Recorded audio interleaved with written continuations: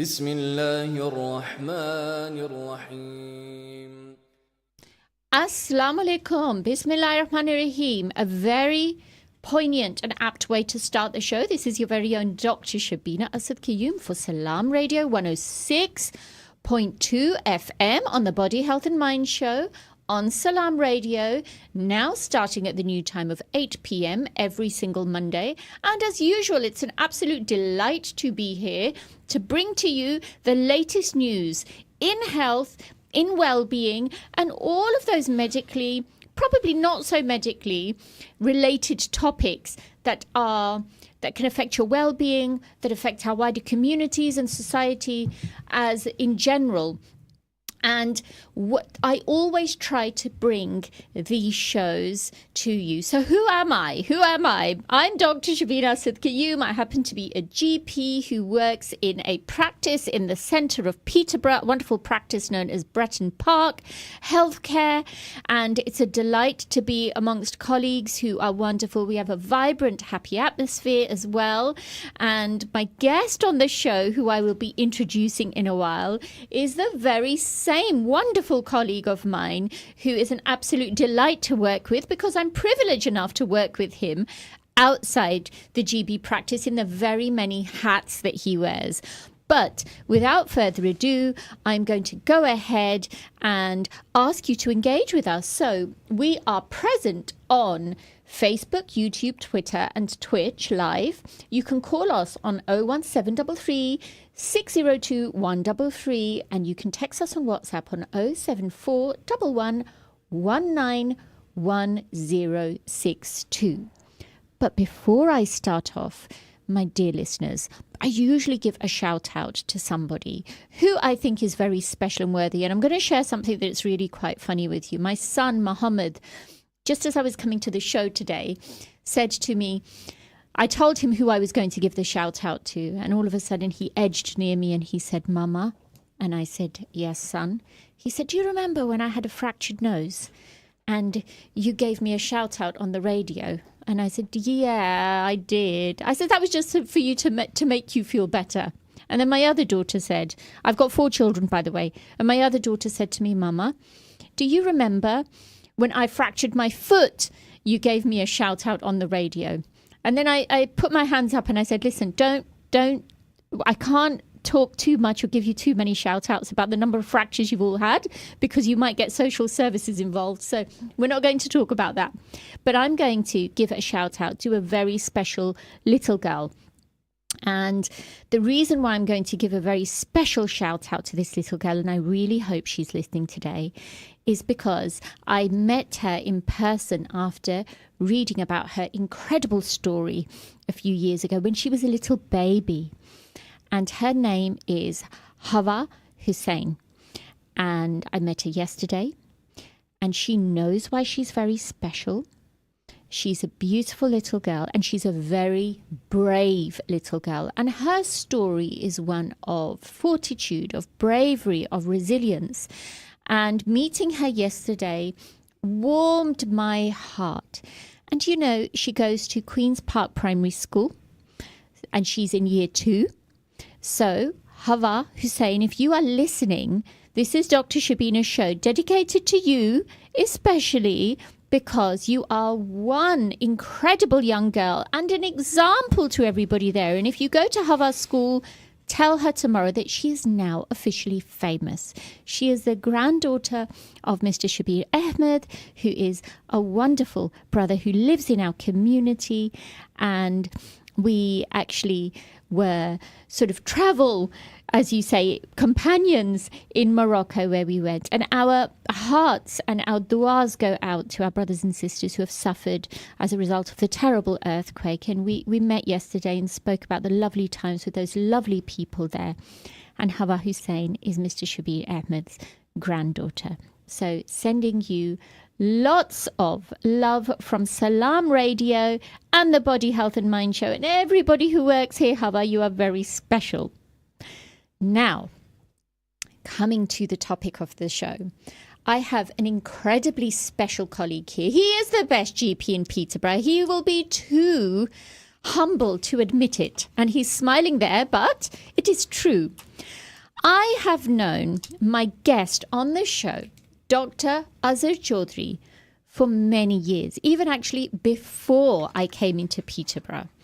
He is a dedicated GP, a dedicated humanitarian, as well as being a GP. And some of his accolades, I really don't know where to start off from. So Dr. Azhar Chaudhry is a member and the lead representative of the British Islamic Medical Association of the Eastern region. He is also the Eastern representative of the organization called APNE, which is the Association of Physicians of Northern Europe here in the UK, of Pakistani Physicians of Northern Europe here in the UK. He is a GP trainer at Thistlemore Medical Centre, which is the biggest practice in Peterborough. He was also, now this is the bit I want you to hear. He was also a recipient of the Mayor's Award in 2022 when I was the Mayoress. And he has recently been awarded GP Trainer of the Year, and I think also GP of the Year for Eastern Region as well, which is very well deserved of him. He also undertakes a lot of charity work and has been fundraising for a dialysis unit and a urology ward in Azad, Kashmir. So without further ado, I would like to welcome Dr. Azhar Chaudhry to the Body, Health and Mind Show. Assalamu alaikum, Azhar Bhai. Wa alaikum salam. Thank you for having me. And thank you for the generous introduction. Well, you are worthy of it. You're worthy of farmer. I just hope that I got it all. I'm sure that there's quite a lot you've done. It's fine. People, I think, knows from Facebook. But it's wonderful. And actually, the reason why I really wanted you on the show is because every week you listen to our shows. Yes. MashaAllah. You give us your expertise, input. As somebody who is a GP here on these shows, I think accuracy is very important for us as well. And I'm always very wary. I always think if Azhar Bhai is listening, I really need to make sure that I get all the information right. Oh, thank you. So I think, no. This has to be correct here. So it's such a delight to have you on board. And you do so much work in the community. You really do. And I really want people to know, what is it that drives you, Azhar Bhai? First of all, tell us what drives you and what made you want to become a GP. Because I'm sure, I've heard a certain Mr. Qayyum, who's an ENT consultant, say, I'm sure Dr. Azhar Chaudhry wanted to be an ENT surgeon at one time. So would you like to share your story with us? This is a long story, but before that, I would just like to mention one thing regarding the Mayor's Award. Yeah. And I think it's all credit goes to you and Ansar Ali as well. You guys nominated me. And also all my colleagues who go out with me, in the community to help me out. So it's kind of combined efforts, but obviously, thank you so much. Story is quite long. After graduation, I worked in Muzaffarabad. I'm from Muzaffarabad, CMH. Yes. And I was kind of, within 6 months after my house job, I did FCPS Part 1 in ENT. So I was interested in surgery. I worked there. But the thing I liked in Muzaffarabad while I was there is social work, helping poor people out, whether it's need to arrange blood, transfusion for the poor people who don't have any resources, or any, you name it, because there is very difficult. If you are poor, very difficult to get all the facilities and resources. So I used to help them out, whether I know them, whether I don't know them. Yeah. So that's why in my, kind of genes. And actually I was famous not as a doctor, but as a social worker. So my consultant used to say, here comes the social worker. Oh. With more trouble. So I used to take people to the OPD to see the consultant. So that's the thing, it was there. But because I also did the Public Service Commission, so I had a government job. So they rotated me in different departments in there. So I worked in medicine there, in surgery, emergency, ENT, scan. So I had quite a vast experience. Yeah. So when I moved to the UK, I had to do obviously PLAB and all those things. And then I wanted to go to ENT, but because of some family, commitments, couldn't go out of Luton. So I was in Luton. So I thought let's do medicine. So I did MRCP Part 1, worked in medicine a couple of years. When I was in medicine, I realized I'm just missing my other skills, the ENT skills, the surgery skills, and all those things I had in Pakistan. So then I thought about, I said, I need to go in a specialty where I can practice all these skills I had from Of back home course. and Yes. interest. So at that time, actually, before that, I didn't know anything about general practice. Yeah. And then I decided looking for a job in general practice. And the first training post came in Scotland.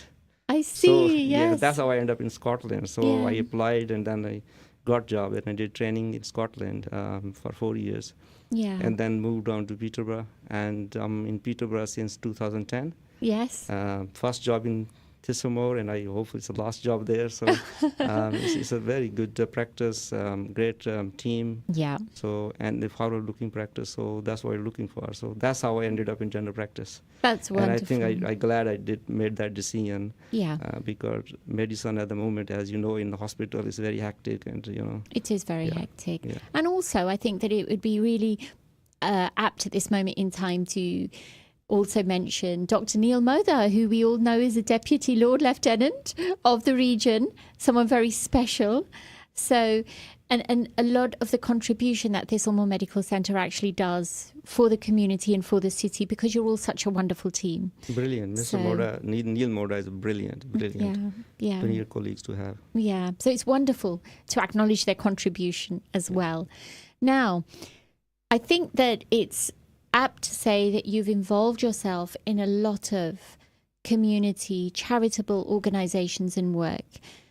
The need for such projects is evident, isn't it, Azhar Bhai? When we look at a lot of the things that we do in the British Islamic Medical Association, why have we identified that there's been a need for this education, especially in a city like Peterborough, for example?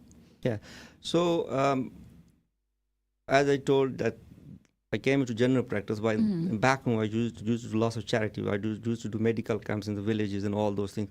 So that's the bit I was missing Yeah. when I moved to Peterborough and I settled as a general practitioner. So I was looking around, is there anything I can involve, I can help people. And my impression was NHS provide you everything. You don't need to do anything. And then again, I'm grateful to yourself that you introduced me to British Islamic Medical Association. To be I honest. don't remember It- that. It is 2018, I remember. And I went with yourself for diabetes in Ramadan event in Fazani, Medina. Yeah. And since then, I didn't look back. And I realized, became our practice even.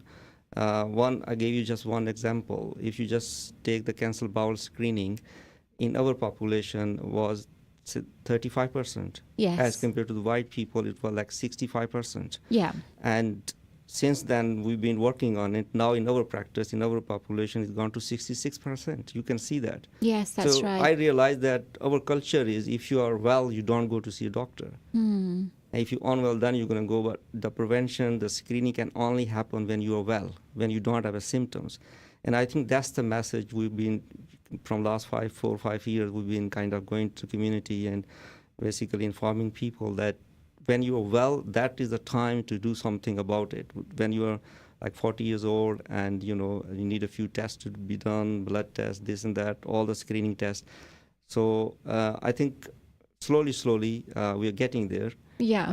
And I think now we've got a good team, nice people behind me. So, and obviously British Islamic Association is always there to help us. It always is. And it's really quite heartening, isn't it, to know that it has grown from where it was Yeah. to so many of the volunteers that Yes. have come on board. MashaAllah, we have doctors from the hospital who have now come on board and become quite instrumental, and obviously local GPs as well. So Absolutely. everybody has a role to So play. I thought at that time that we should make a local group so that there is British Islamic Medical Association got lots of groups on Facebook, on WhatsApp, everywhere, but we don't have any local, so we didn't have at that time. So I made that group, and I've been introducing mostly my trainees as they come, Muslim, and then introducing the British Islamic Medical Association. So now we are, I think, 35, 36 as professional on this group. Yeah. And whenever we need to go out, we just put a message there, so they just, come out with me. And,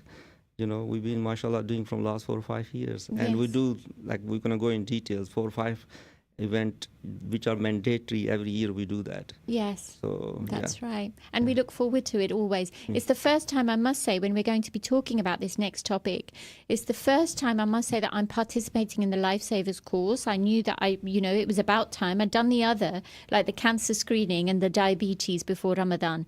But this was one that I hadn't actually taken Oh, I part in. didn't know Put my that. Yes, now I'm telling you. I would always take an interest. And then sometimes I would volunteer, and then because of the hectic schedule that I had, I'd have to pull out. But this, every year, I have said, next year I'm going to do the Lifesavers course. But this year, I said, I am not going to miss this under any circumstances whatsoever. So that's what I wanted to say. And it's great that actually there is so much activity in the way of educating, the need to educate our communities, because that's very important as well. So I have Brother Faisal Mahmood, who has greeted us, Assalamu alaikum, two great doctors of Peterborough, serving everyone and going above and beyond. Well, that's very nice of Brother Faisal to say, not me, Brother Faisal, him. Dr. Azhar Chaudhry. Brother Faisal is always nice. He's Always help very us. nice. Yeah. Always very nice. And I say that, the powerhouse behind Salam Radio are our volunteers, obviously all of our presenters who do so much. And those in the background as well, we've got Serena, who is our new station manager. She's wonderful. She has a great role to play. We have Brother Faisal, we have Brother Akil, we have all the other managing directors of Salam Radio who really want to keep this station going. So we're very thankful for those incredibly generous words, Brother Faisal, definitely. No, whatever I do, whether I, any program, I make a flyer, put Islam Radio on it, Gladka. These are the, charities, they always help me out to advertise and convince people to come to the program. So it's great to have Islam Radio on board, yeah. Wonderful. Well, Salam Radio's extended family, your extended family, my extended family, and Gladka, and all the other organisations that are helping us. Thank you so much. And this is a note of appreciation to all of you. And the reason why, my listeners, we are having this show is because it is very important to make you aware of the fact that there is going to be a Lifesavers course, which is an annual project set up by the British Islamic Medical Association. It's usually held in all of the main mosques that we have in the city, but I'm going to leave Dr. Chaudhry to tell us a little bit about what this is, what the purpose of it is, and what we can expect out of it. Could you tell the listeners a little bit about that, Dr. Chaudhry? So, British Islamic Medical Association, we call it BIMA, it started this program, I think 2017 or 18. They realized that, as we know, that 80% of heart attack or cardiac arrest happen outside the hospital. Mm-hmm. And if an ambulance average takes about 8 minutes to reach if a cardiac arrest, and every minute delay is 10 minutes less chances of survival. So when the ambulance is going to come, they take 1 more minute, so almost 9 minutes. By the time they set up the defibrillator, they give the shock to the patient. It's already only 10 minutes chances of survival left. So that's why basically it's not only the BIMA, it's NHS. You might have seen defibrillator all the public places, and also making sure that public is aware of basic life support and all those things. The whole idea is that you buy some time. Mm-hmm. And we can only buy time when the family member knows that how to basically do the CPR course. And because by the time the expert going to come, it's too late. Yeah. And there are very less chances of survival. So that's how BIMA started this project. And they started for I think the first year there were only 20 mosques in the country. But now it's 100 mosques in the country, and it is an international project. So every year, last Saturday of September, they do this project. Same day, different timing, obviously. So it's from Indonesia, Malaysia, Afghanistan, Pakistan, in Africa as well, and Bangladesh. So, and here we do it. So we've been doing it from last few years. Even during COVID, we've been doing online. But before this year, we were used to do in one mosque only, Fazan Medina, and because more space there, and we need more doctors for this. At least we need 6 doctors, because there are 3 procedures we do.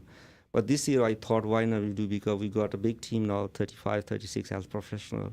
So we do in 3 mosques. So this year, inshallah, next Saturday, that's 30th of September, After Zohr prayer, we're doing in Fazan Medina. That's 2 o'clock. Yeah. And 3 o'clock, we're doing in Sani Islamic Center. Yeah. And after 5 is Asr, after Asr 5, 5:15, we're doing at Khatija Mosque. So we're doing, inshallah, in 3 mosques this year.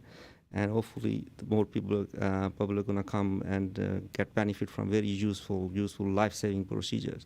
So we're going to do CPR, that's basically resuscitation. And we're also going to do recovery position, and we could also do the choking management. And these are all 3 life-saving procedures. And it doesn't take genius to do this one. This is a very simple this is a procedure. Everybody can do it. Yeah. And I give you an example. I think that 2018, when we did first year CPR course, at that time I did on my own without Bima because I was a bit late. And that was the time, that's a record so far in the whole England. In Fuzan, there are more than 100 people came for that first CPR course. Amazing. And most of them are my patients and colleagues and all those things. And next year, when one of the lady came, she approached me and she was in tears. She said that after attending that course, 3-4 weeks after that course, our sister collapsed with epileptic fit. Oh, wow. And she put her in recovery position because she learned from us. And the paramedics came, they said, you saved your sister's life. And she was in tears while telling this story. So these are amazing stories. There's so many stories behind it. Yes. And the thing is, you cannot get any data or anything on this. It's kind of just verbal feedback, those kind of things. But I think that was enough for us. Yeah. That's Quran says you save one life, you save the whole mankind. So that's enough for us. So similar, as I gave you example of bowel cancer screening. Yes. Imagine percentage went up from 35 to 66. How many cancer, we have saved people from having cancer. That's so true. So It's wonderful that you have explained this about the various events that are going to be held at the different mosques, including the timing. So listeners, if you are listening, please, if you are in Peterborough, do take out a moment of your time to learn this very essential life skill of CPR, choking management as well. I've yet got to read the slides, Azra Bhai. I promise you I will read them before the weekend as well. And what was the third one you said? Recovery position. The recovery position as well, which is useful in a lot of scenarios. It's very important. We'll be having it at the Fazana Medina. There'll also be one at the Khadija Mosque and also being held at the Husseini Islamic Center. So you are free to come at those times. The posters have already been shared by Salam Radio, already been shared by ourselves as well. Please take out a time of your day. You never know where these skills will be needed. So that's incredibly important. So also ladies are welcome because we've got lady doctors all in 3 mosques. And it's because it's Islamic medical association, so we try to do everything Islamically. So there going to be separate seating for ladies. Yes. And that's always the case. I always make sure that there is somebody representing the ladies. So all my events, all my programs. But unfortunately, it hasn't been that great.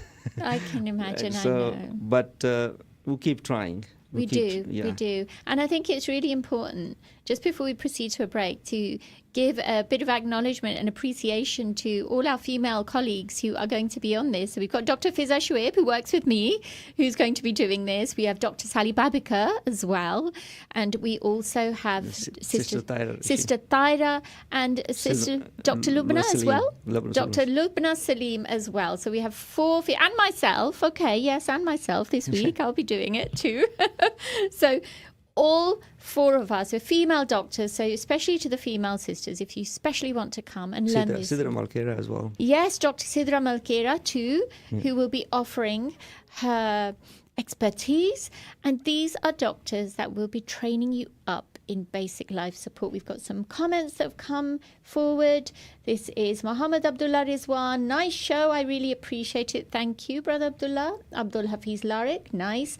And Brother Muhammad Abdullah Rizwan. Dr. Azhar Chaudhry and Dr. Shabina Asad Qayyum. Both doctors are very good and also work for the community. Thank you for your very kind words, Abdullah. Hopefully we see you at Fazana Medina Mosque, where you will be training in this essential life skill, don't you think? Absolutely. No, he comes. He attended quite a few of my programs. So That's wonderful. yeah. That's great. Well, we look forward to meeting you. And these are at these 3 venues only, aren't they? Yeah, for At CPR these course. Yeah. For the CPR course. So please make sure we have 60 seconds to the adverts. In these last 60 seconds, would you like to say anything more about the Lifesavers course to our people? So it is a lifesaver. I mean, it's very simple to learn, but you can save life. And it's very simple. It's going to take only 1 hour. It's not going to take 2 hours, 3 hours. We're going to just explain a little bit about it. We'll show the videos and we can do the procedure practically. We got the dummies. We're going to show you how to do it. We're going to show you how to do the choking management. That's very life-saving. No ambulance can reach to save somebody's choking. It's the family that can save that person. It's so important. It's a very, very simple procedure, but very essential procedure to learn for everybody in the family. Even the old people who can't do it, the children, they can tell the children how to do it. So it is doable. Wonderful. Thank you so much. And listeners, join us after the break where we will be continuing with the Body, Health and Mind Show. Stay tuned to Salam Radio after this short ad break. Are you looking for a career where you can make a difference? At Cross Keys Homes, we work with our local communities to create opportunities that change lives. We're looking for enthusiastic, talented people to join our team, from apprenticeships to senior management positions. Cross Keys Homes can support your development while you enjoy great employee benefits. There are so many opportunities for you to shine. Apply to join the Cross Keys Homes team at crosskeyshomes.co.uk. Are you a savvy shopper searching for the best food deals? Look no further. Adams Cash and Carry can help you save big. We're not just a food wholesaler for takeaways and restaurants. We also welcome household customers at our warehouse in Westwood, Peterborough. Visit our website and enjoy wholesale prices on everything from drinks to flour, rice to burgers, and much more. To shop, go online and collect in store. Visit adamscashandcarry.co.uk today to start your savings spree. 2020 World Buffet is inspired by the best foods from around the world. See our teppanyaki chefs grill your food to order, or choose delicious Indian, Italian, Chinese, Mexican dishes and British favourites, all halal. 2020 World Buffet offers you unlimited food at a set price. Open 7 days for lunch and dinner. Catering, wedding and party services available too. Call 01733 566 320 or visit 2020buffet.co.uk. 2020 World Buffet, 35 New Road, Peterborough, PE1 1FJ.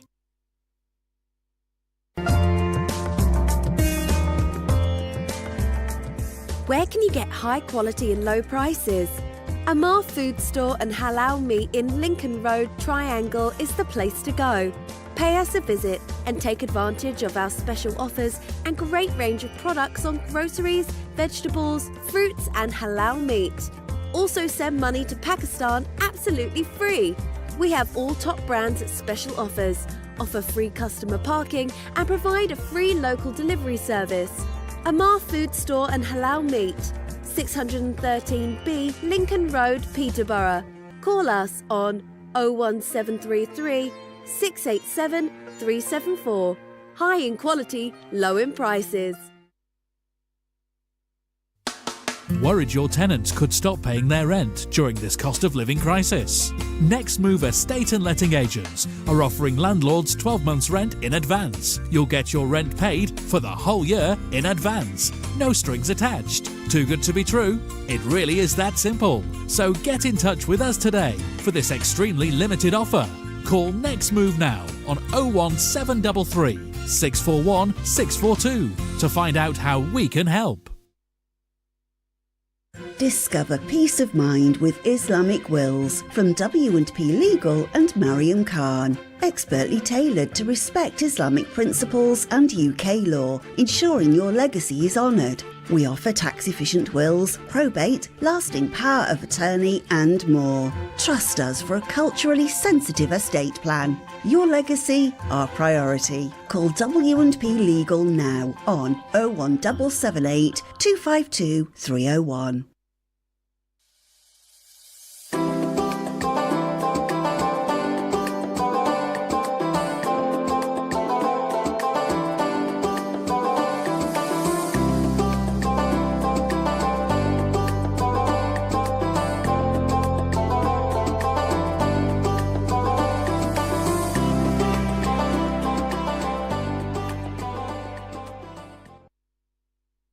Assalamu alaikum. Welcome back to the Body Health and Mind Show on Salam Radio 106.2 FM. So it was a delight in the first half to speak to Dr. Azhar Chaudhry about the Lifesavers course that we're having at all three mosques on this Saturday in the afternoon. So namely Faizana Medina, and at the Mosque Khadija, and at the Husseini Islamic Center as well. So it's been wonderful to talk about this Lifesaver course. And it was one thing really occurred to me, Azhar Bhai, and that was when you spoke about how important it is, especially with choking.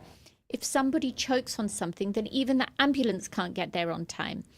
And I remember a very long time ago, I used to be an ENT as well once upon a time. I did not want to take that away from you because it was obviously one of those things that you had been doing. But when I trained at the West Middlesex University Hospital, I remember very well that we had a child that came whose mother was taking him into Tesco, and he picked up a grape. He swallowed the grape and it got stuck. Obviously, he started choking. It blocked his airway. By the time she got him to the hospital, the grape was such that the anaesthetist could not pull it out because it was slipping.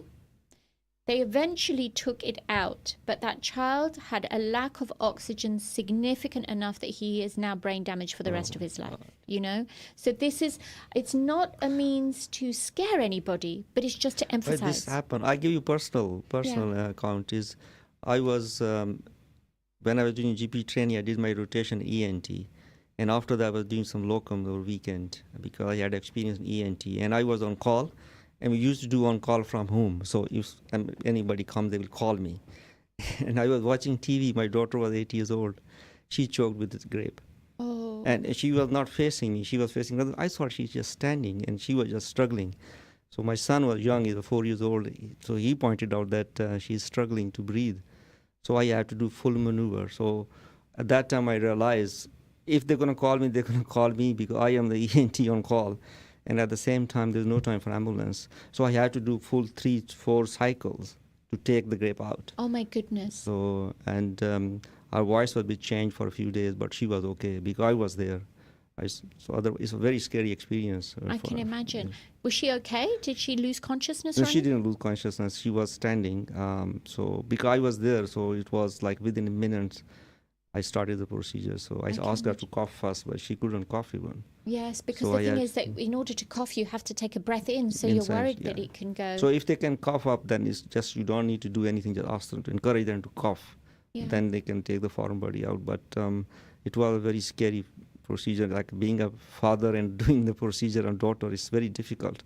But it's a lifesaver, so anybody can do it. It's very easy to do it. Yes. So we're hopefully teach that as well. Yes, and it's also a sign that when you do have pieces of fruit like grapes especially, please cut them in half. Don't allow your young children to have a whole grape because it's a hazard. You see a choking hazard as well. Now, I want to talk a little bit about CVD risk, which is cardiovascular risk. We always see alerts, especially within the Asian community, that the cardiovascular risk is usually very high. Would you like to tell our listeners a little bit about this? So this is connected to heart. So basically, we are talking about the cardiac arrest and CPR. The other part of the heart condition is a heart disease, basically. So the heart disease is problem with the plumbing, and the cardiac arrest is the problem with the electrics, stimulation and all those things. And in Asian population, is cardiovascular disease risk higher than the native British, or you can say white European. And it's because of genes, because our made up and all those things. But there are some modifiable factors and some non-modifiable factors. And research showed that 1 in 4 deaths is due to cardiovascular diseases. And that's why NHS spending lots of money on this. Because they show that in 10 years, the investment, if you spend £1, the investment is you're going to get return £2.30 per £1. So that's why they spend a lot. And it's also a social cost. If somebody get a heart attack in their 30s, it's very difficult to work, and all those things can come with it. Yes. So that's why the cardiovascular risk management is so important, so early to pick up the risk, because the modifiable risk, we can do something about it. And that can be, a simple thing like stop smoking, because smoking can give you lots of problem. And never mind about only cardiovascular diseases, it's also cancers and lots of other things. Weight management. Weight management is, if you reduce the weight, it can reduce the risk of cardiovascular diseases and also cancer.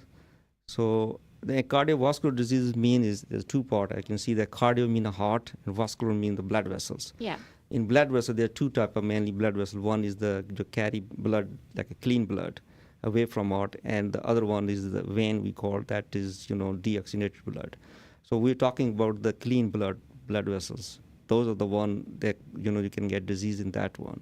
Yeah. So any risk factor smoke, when you smoke, you damage the lining of those blood vessels. Yeah. As the lining being damaged, the cholesterol deposit on that and make a clog, it make it narrow.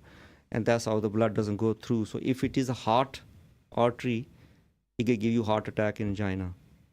If it is a brain, the vessel is narrow, it gives you stroke or mini stroke. It depends how severe it is. And if it goes to the legs, it gives you circulation problem. We got peripheral vascular diseases. So these are the three main, cardiovascular diseases: heart disease, stroke, and circulation problem. And these are preventable. So they look for and NHS, something called NHS health checks. So when you are 40 years old, they send you a message that your health checks are due. What they do is they check your blood pressure, they check your weight, they ask about smoking, they ask about alcohol intake, and they do the blood tests. They check for cholesterol, diabetes, and they ask a question about dementia and all those things. So if they find out early that there are risks, then we can do something about it. Yeah. But if you're not going to find out, we're not going to be able to do anything. So that's why they're so important. So that's for the general population. For Asian, in our practice, we started at 35. Yeah. So anybody comes to us at 35, we offer them these blood tests and health checks, because we know that in Asian community, these conditions started early, and our lifespan is less than the white British native people. So we start screening them early. If somebody comes in 30s, early 30s, and ask for it, we don't say no. We do blood tests, we do health checks, blood pressure, all those things.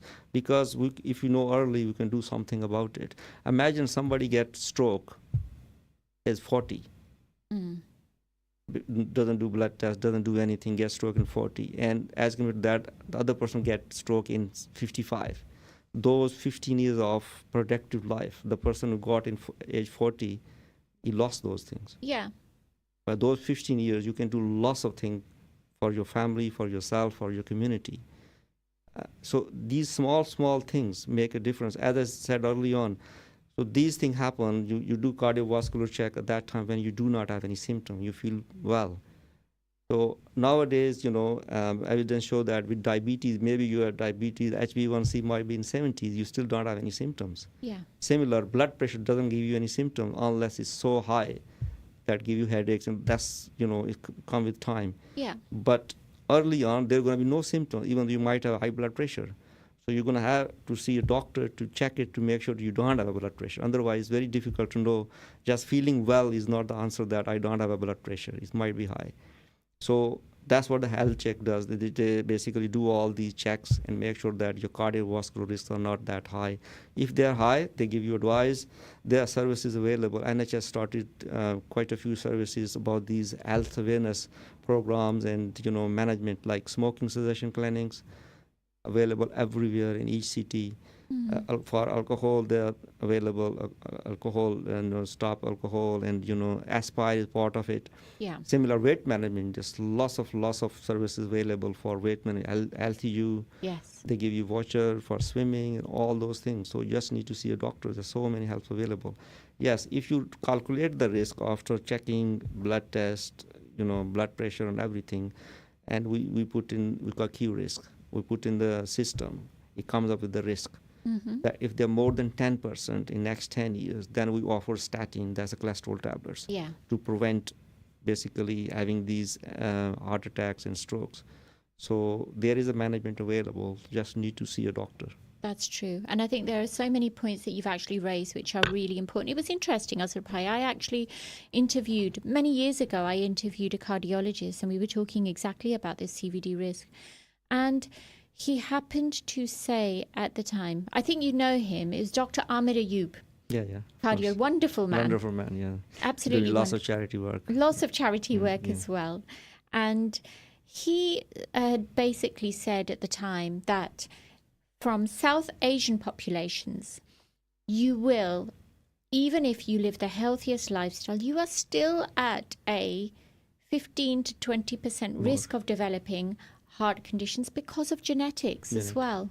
That's something that we really have to take seriously as a community. And recently, when I've had conversations with our previous director for public health, she also said to me that this city is endemic of diabetes. Absolutely. Again, another CVD health risk as well. I do have a question here from Abdul Hafiz Larik, who has said, would you please share the videos of the procedures? I think he is referring to the Lifesavers course. Yeah.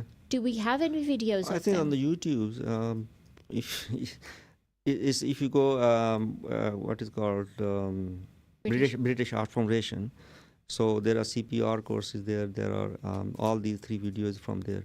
Or St. John's Ambulance. I think joking one we're going to use the video is from St. John's Ambulances. Okay. So they got as well. So yeah, they are available. Yes, they will YouTube. be. It's a pity that Dr. Hafiz Larik isn't actually here, is he, in the UK? Otherwise, it would be useful for him to take part. Maybe one day that will be a reality. Yeah. But thank you very much for your question anyway. So we were talking about the CVD risk and the NHS health checks as well.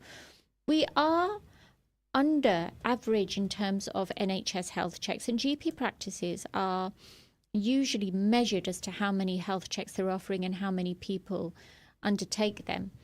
I think I agree with you that it's due to a lack of taking things seriously at an early age. And you and I both agree that prevention is better than cure. Absolutely, yeah. And we see many people who are having pills for breakfast, lunch and dinner. If they want to avoid that, it is incredibly important that they take these things seriously as well.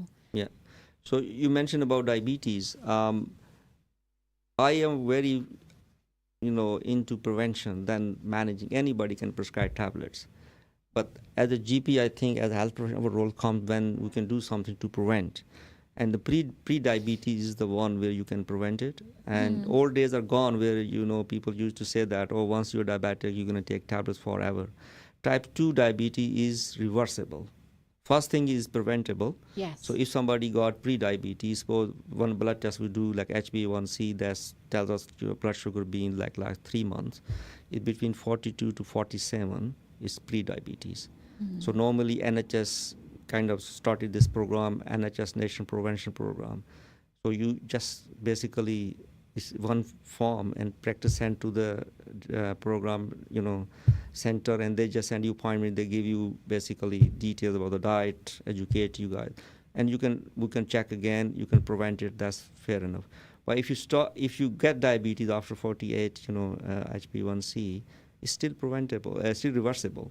With diet, I got so many, patients who are motivated and they made changes in lifestyle and they are not taking any medications. So it is reversible. So type 2 diabetes is reversible and it is preventable. It's only just need to have motivation. Everything is available on NHS, to be honest, everything for diabetes point of view. Yes. It's all free. That's right. All free. Yes, all your medications are free.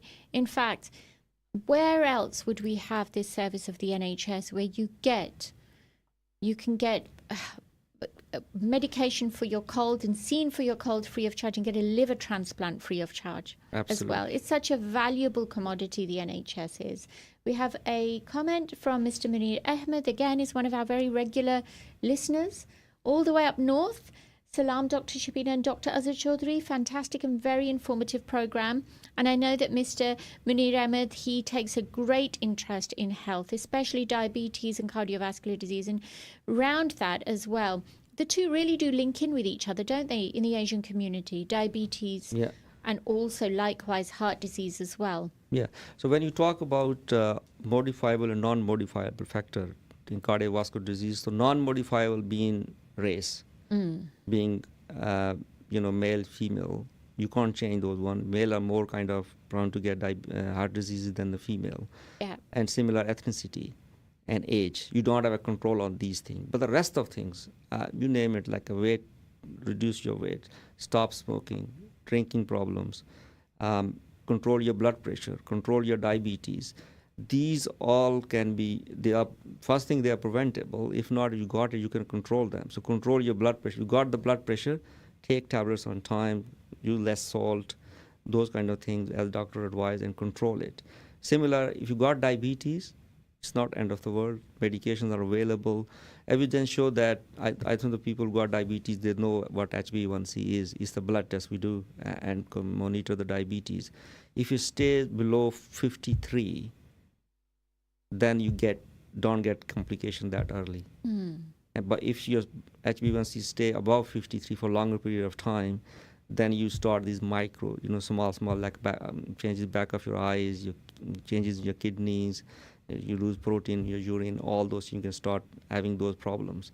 So, if you got diabetes, keep it under control. If you got blood pressure, keep it under control. That will reduce the risk of cardiovascular disease, because diabetes and blood pressure is the main risk factor for the heart disease. That's true. Yeah. And it's far too easy through our food stuff. Food is the biggest culprit, I think, within the Asian community that causes us to go above those levels that are acceptable actually within our HbA1c.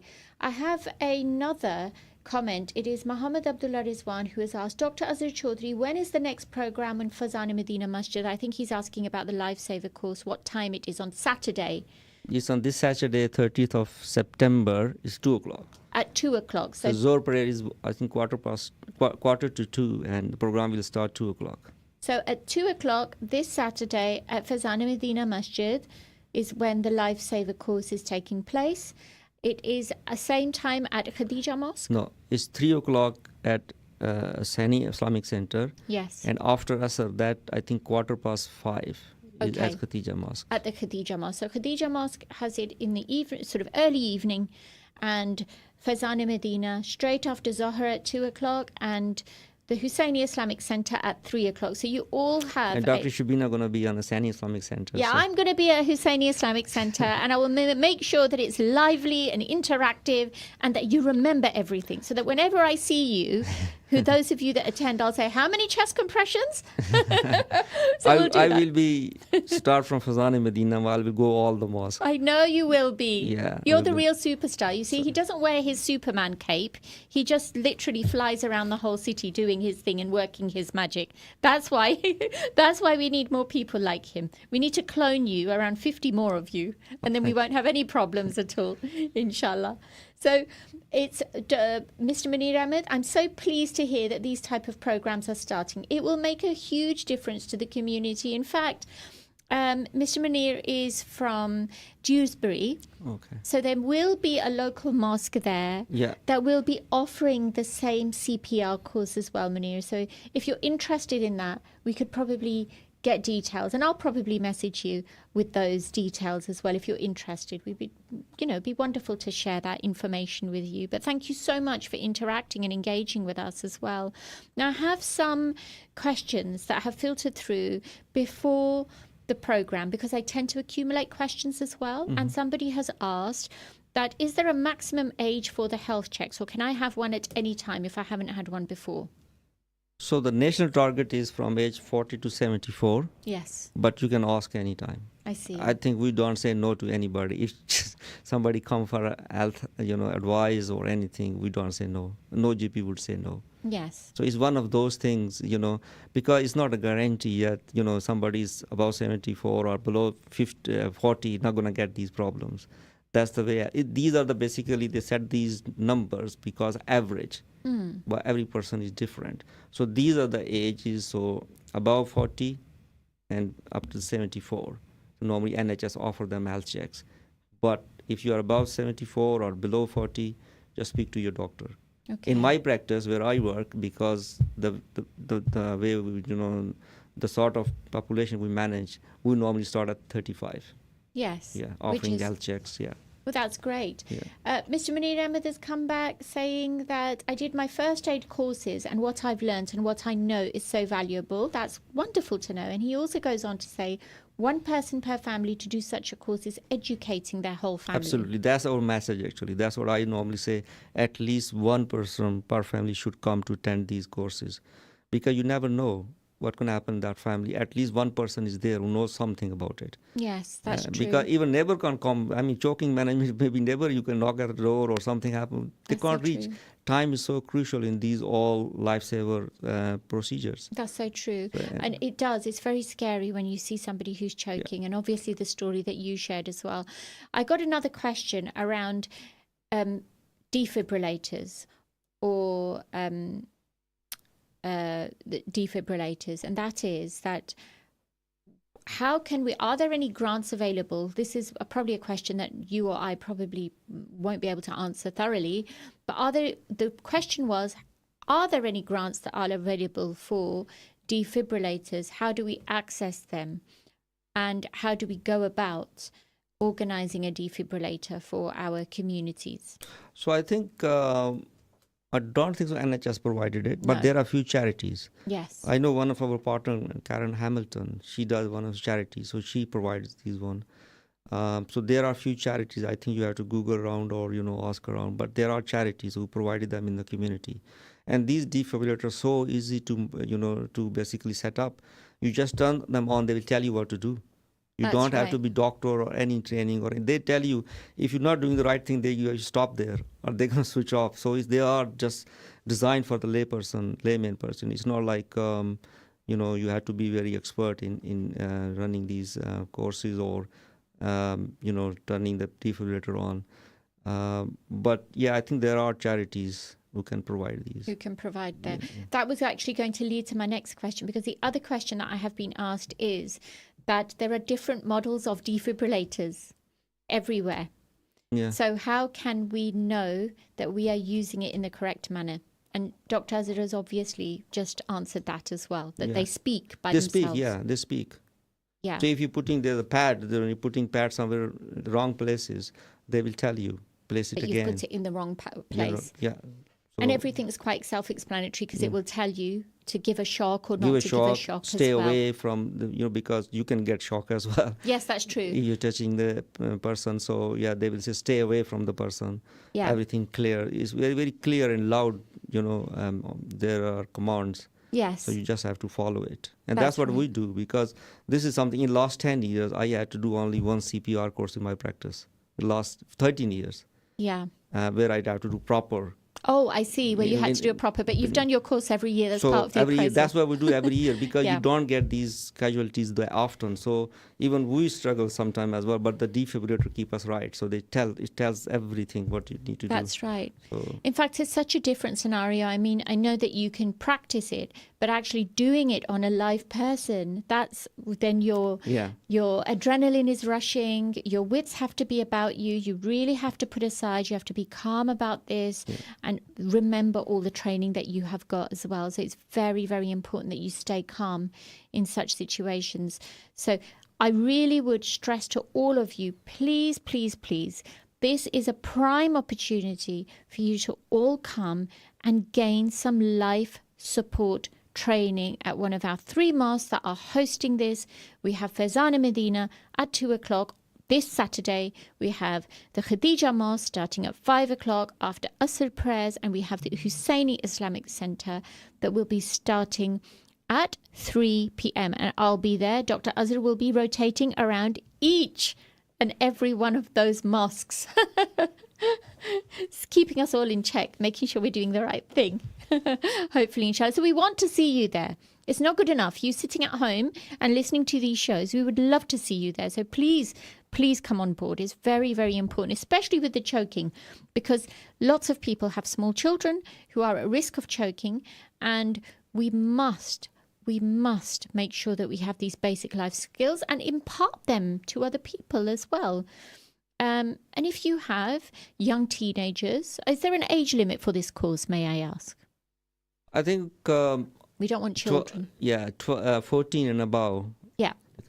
But if 12, I think I previously I let 12 years of come as well. If their lone parents, they want to come in, so Yes. we can accommodate as well. It's a good skill to have. The other question I've been asked is, will we be provided with a certificate? Just 1 minute. Yes. Okay. So they're gonna be a QR code. Yeah. So we're gonna kind of ask them to scan it, Yeah. and then they have to give them feedback, and they will receive the certificate in email. So Wonderful. Well, Dr. Asad, it's been such a pleasure to have you. It really has been. And I'm so honored that you are sitting here in this seat and giving me time. thank you so much for having me. Not at all. And we look forward to Saturday, inshallah, Inshallah. where we will be put to the test. I won't just be a doctor, but I will also show that I know something a little bit. Yes, of course, yeah.